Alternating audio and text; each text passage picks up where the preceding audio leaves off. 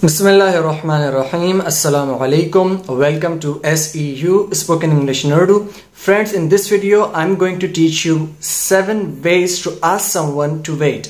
यानी कि किसी से इंतज़ार करने के लिए कहने के लिए 7 तरीके. आपको किसी को इंतज़ार करना होता है कि करवाना होता है किसी को अगर, तो आप उनसे किस तरीके से इंग्लिश में बोल सकते हैं. तो उसके लिए डिफरेंट एक्सप्रेशंस हैं, डिफरेंट तरीके हैं, वो आपने सिंपली याद करने हैं. कोई ग्रामेटिकल स्ट्रक्चर नहीं है, कोई ऐसा कोई रूल नहीं है कि जिसको आपको जहन में रखना हो फिर उसको चेंज करना हो बार बार.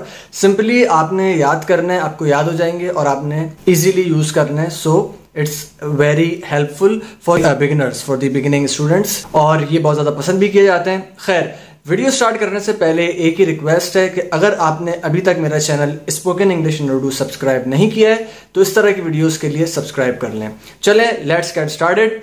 The first one we have here is hang on a minute or hang on a moment or hang on a second.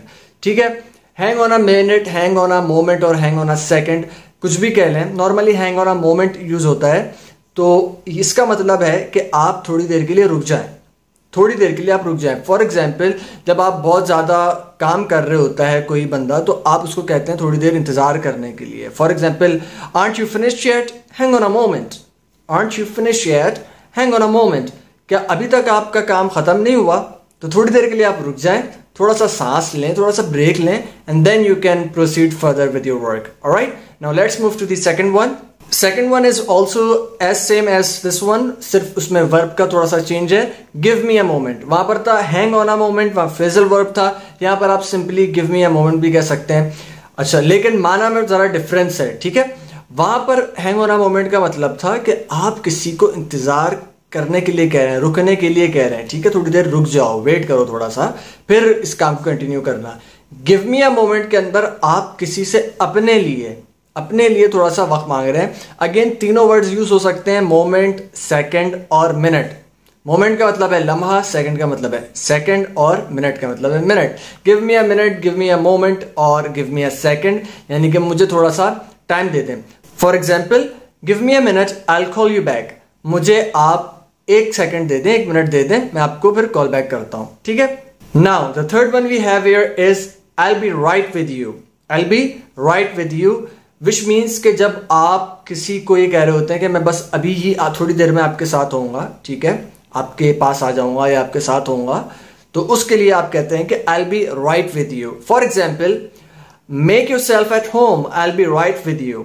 यानी कि कोई मेहमान आया फॉर एग्जाम्पल आपके पास, आपने उसको कहा make your self at home, I will be right with you.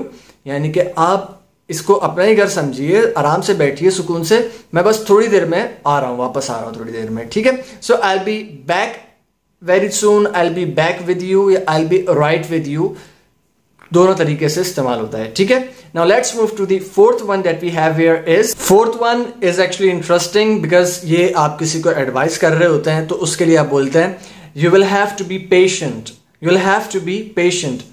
Actually क्या, यू विल, यहां पर मैं आपको एक और टिप दे देता हूं. ये कॉन्ट्रैक्शन आप करके बोलते हैं, विल को यू से कंबाइन कर देते हैं, कॉन्ट्रैक्ट कर देते हैं, मिला देते हैं.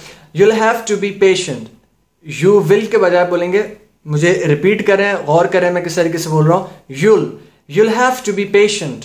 you'll have to be patient यानी कि थोड़ा सब्र करना होगा आपको, आप थोड़ा सा सब्र करें. For example, you just had a fight, you'll have to be patient. तुमने अभी अभी तो लड़ाई करी है, ठीक है, थोड़ा सा सब्र रखो, बिला वजह में झगड़े मत करो. झगड़े करोगे, लड़ाई झगड़ा करोगे तो काम खराब होगा, इस तरीके से काम नहीं बनेगा तुम्हारा. सो you'll have to be patient. You just had a fight right now, so you'll have to be patient. All right. Now let's move to the fifth one that we have here is sorry, I'm a bit tied up right now. Sorry, I'm a bit tied up right now. इसका मतलब है कि माफ कीजिए, माजरत, मैं अभी थोड़ा सा मसरूफ हूं.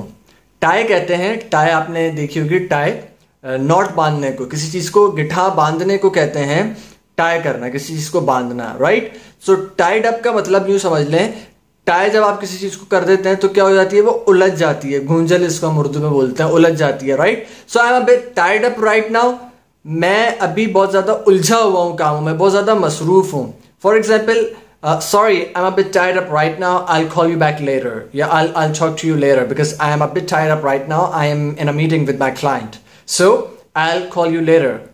यानी कि मैं अभी बहुत ज़्यादा मसरूफ़ हूँ, माजरत चाहता हूँ, अभी मैं आपसे बात नहीं कर सकता क्योंकि अभी मैं बहुत ज़्यादा मसरूफ़ हूँ, अभी मैं अपने एक क्लाइंट के साथ मीटिंग में हूँ, ठीक है, उसके साथ काम कर रहा हूँ.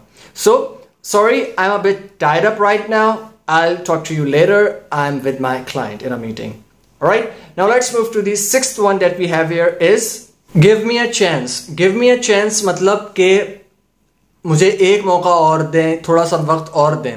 फॉर एग्जाम्पल आपका टेस्ट हो रहा है स्कूल के अंदर और आप अपनी टीचर से बोल रहे हैं और आपका टाइम अप हो चुका है, ठीक है, टीचर पेपर आपके कलेक्ट करना स्टार्ट कर रही हैं. So you can say there that teacher और मैडम और मिस और sir whatever, I need some more time, give me a chance please.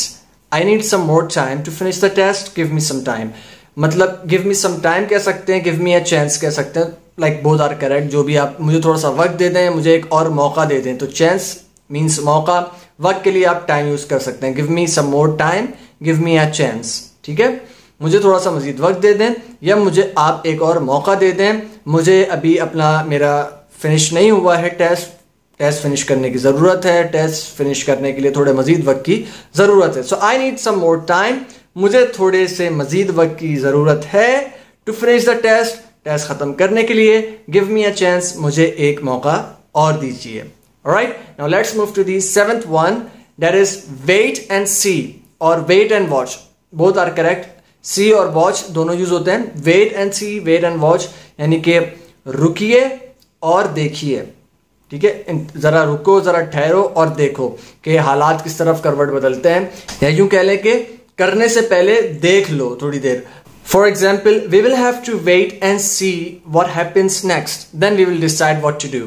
मतलब we will have to wait and see what happens next, मतलब हमें रुकना होगा थोड़ी देर और देखना होगा कि अगला काम क्या होता है, ठीक है, अगला जो एक्शन होता है वो क्या होता है, फिर हम उसके बाद डिसाइड करेंगे. फाइनल डिसीजन लेने से पहले हम देखते हैं कि जो हमारी अपोनेंट पार्टी है उनका नेक्स्ट स्टेप क्या है.